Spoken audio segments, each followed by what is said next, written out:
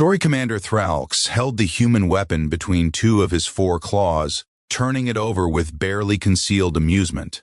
The crude metal tube with its spring-loaded mechanism seemed almost comically primitive compared to the elegant plasma rifles his forces carried. "This," he announced to his assembled officers aboard the flagship Dominion's Pride, "is what we're supposed to be afraid of?" His mandibles clicked in what passed for laughter among the Kreth'kar. Chemical propellants, solid projectiles, technology our ancestors abandoned 3,000 cycles ago. The other commanders joined in the mirth. They'd been monitoring Earth's transmissions for 2 standard years, watching these strange bipeds wage war against each other with their antiquated weapons. The Galactic Council had designated Earth's conquest as a training exercise for junior officers. After all, what challenge could a species still using gunpowder possibly present? Sub-Commander Vexra tapped a display screen showing grainy footage of human soldiers. Intelligence suggests they still employ explosive-based warfare. No shields, no energy weapons. Their fastest vessels can barely achieve 0.2 light speed. And yet, Thral'x mused, examining a report, they've survived on a Class 9 Deathworld. He dismissed the thought with a wave. Evolution makes them durable, perhaps. But durability means nothing against plasma fire. If only we'd paid attention to that warning, Thral'x would later reflect. If only we'd asked why a species still using bullets had never been invaded before. The invasion fleet dropped out of hyperspace at the edge of Earth's solar system with all the confidence of a predator approaching wounded prey. 200 vessels strong, equipped with technology centuries beyond anything humanity possessed. They expected surrender within hours. The first communication from Earth's unified defense force came through translated but unmistakably defiant. "This is Admiral Chen of the UDF Adamant. You have entered sovereign human space without authorization. Turn back now, or we will defend ourselves." Thral'x activated his personal recorder. This would make excellent material for the Conquest archives. "Admiral Chen, your species cannot hope to stand against the might of the Kreth'kar Dominion. We offer you one chance to surrender. Refuse, and we will take your world by force." There was a pause. Then Admiral Chen's response came through, and something in her tone made Thral'x's combat instincts prickle with unease. "Then let me introduce you to human warfare. It's going to be an education." The human fleet emerged from behind Luna, Earth's moon, like a swarm of angry insects. Their ships were ugly things, all hard angles and exposed weapons platforms, nothing like the sleek Kreth'kar vessels. Thral'x counted barely 70 capital ships, and perhaps twice that in smaller craft. "Open fire," he commanded. "Show them the futility of resistance." His fleet's plasma batteries lit up the void, brilliant green streaks converging on the human formation.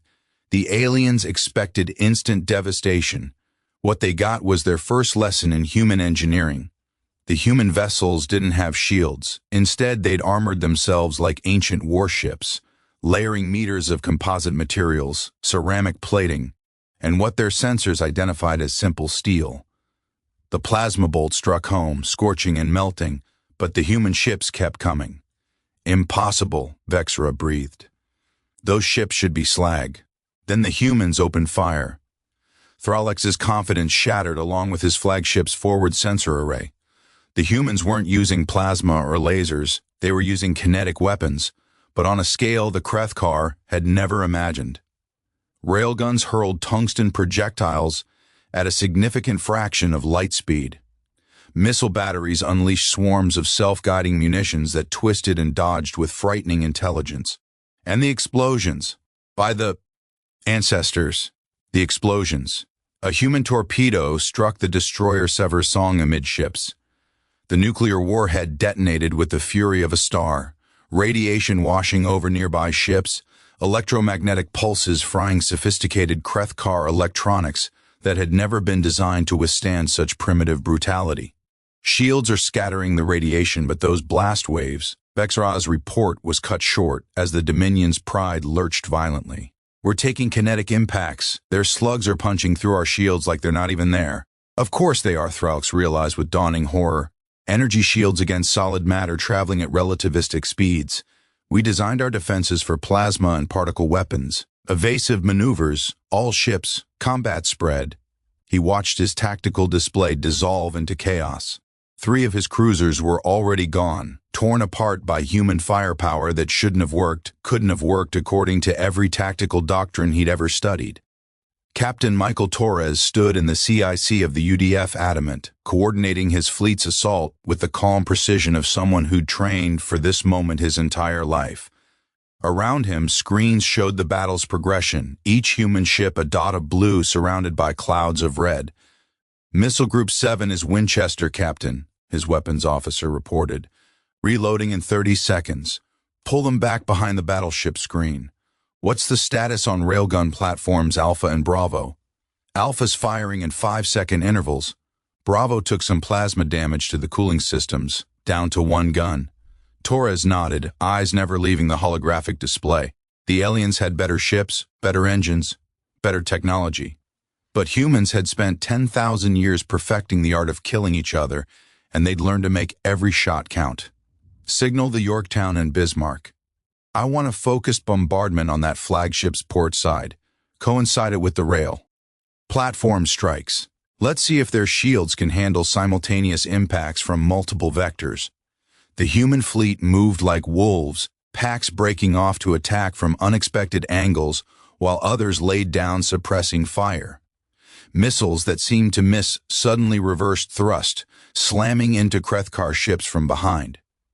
Railgun projectiles tore through energy shields that had never been tested against solid matter moving at such velocities. Thral'x watched in disbelief as another of his cruisers died, this time to what his sensors classified as primitive projectile weapons. A human destroyer had closed to knife fighting range and opened up with what appeared to be chemically propelled cannons, each shell tipped with depleted uranium that punched through the cruiser's hull plating like it was fabric. "Fall back," he commanded. "Reform at Point Delta 7. We need to reassess," an alarm shrieked. His tactical officer's eyes were wide with panic. "Commander, we're detecting multiple drive signatures emerging from the asteroid belt. At least 50 vessels, mass profiles suggest heavy frigates and cruisers." The human reserve force had been hiding, cold and silent among the rocks, waiting for the perfect moment to strike. Now they accelerated toward the Kreth'kar formation's exposed flank, like sharks smelling blood in the water. But it was the landing forces that truly made Thral'x understand the depths of their mistake. His forward regiments had landed on Earth's surface, confident that their plasma weapons and powered armor would make short work of the human defenders. The first reports came back within minutes, and they were nothing like what he'd expected. "Ground Force Commander Zelkor is reporting heavy casualties," his communications officer stammered. "He says the humans are—" "They're insane, Commander. They're not fighting like any enemy we've encountered." Thral'x pulled up the combat footage with shaking hands. The Kreth'kar had landed in what their intelligence identified as a relatively flat, open area, perfect for conventional ground warfare. They'd expected defensive positions, perhaps some armored vehicles. What they got was hell. The humans had prepared the battlefield, not with energy barriers or force fields, but with mines, artillery, and generations of tactical knowledge. The moment the Kreth'kar dropships touched down, they'd entered a kill zone designed specifically to murder them in the most efficient way possible. Artillery shells, guided by satellites, rained down with terrifying precision. Each explosion sent thousands of metal fragments scything through Kreth'kar formations. The aliens' personal shields flickered and died under the repeated impacts, overwhelmed by the sheer volume of projectiles. Then came the human soldiers themselves. They emerged from positions the Kreth'kar sensors had missed, fighting with a fury born of defending their homeworld. Their weapons were simple, chemical-propelled rifles that should have been hopelessly outmatched, but they fired in disciplined volleys, concentrated bursts that overwhelmed individual shields. When they ran low on ammunition, they fixed bayonets and charged. Bayonets. Thral'x could barely comprehend it. These humans still used bladed weapons in close combat, and they wielded them with brutal effectiveness. Commander Zelkor's final transmission was barely coherent. "They're everywhere. They don't fear death, they embrace it." Requesting immediate, the channel went dead in a burst of static and screaming. 3,000 Kreth'kar warriors had landed, Less than 100 made it back to orbit. Thral'x sat in his command chair watching his fleet dissolve around him. Half his ships were gone. The others were damaged, limping, their crews demoralized beyond recovery. The humans pressed their advantage relentlessly, giving no quarter, offering no mercy. An explosion rocked the Dominion's pride. That was a missile strike to Deck 7. Vexra reported, his voice hollow with defeat. Damage control teams are responding, but Commander, he met Thral'x's eyes. We can't win this. We have to retreat. Set course, Thral'x said quietly. Broadcast full withdrawal to all surviving ships. As his flagship limped toward the hyperspace jump point, pursued by human vessels that attacked like rabid animals, Thral'x understood the lesson they'd learned too late. Humanity had evolved on a world that tried to kill them every single day. They'd survived ice ages and plagues, predators, and each other. They'd built their entire civilization on competition and conflict. And they'd gotten very, very good at it. The Kreth'kar had sophisticated plasma weapons. Humans had nuclear bombs. The Kreth'kar had elegant energy shields. Humans had armor plating and redundant systems. The Kreth'kar had tactical doctrine refined over centuries of genteel warfare. Humans had 10,000 years of killing each other in increasingly efficient ways, and they'd brought every lesson learned to this battle. The flagship's engines finally powered up for the jump to hyperspace. Around them, the surviving ships of the invasion fleet grouped up, battered, and broken. They'd lost over 60% of their force in less than 4 hours. As the stars stretched into streaks of light, Thral'x composed his report to the Dominion High Command. It would be the most important communication of his career, and possibly the only thing that prevented other species from making the same fatal mistake. To the High Council, he began, his voice heavy with hard-won wisdom. I write this report from the medical bay, recovering from wounds that should have killed me.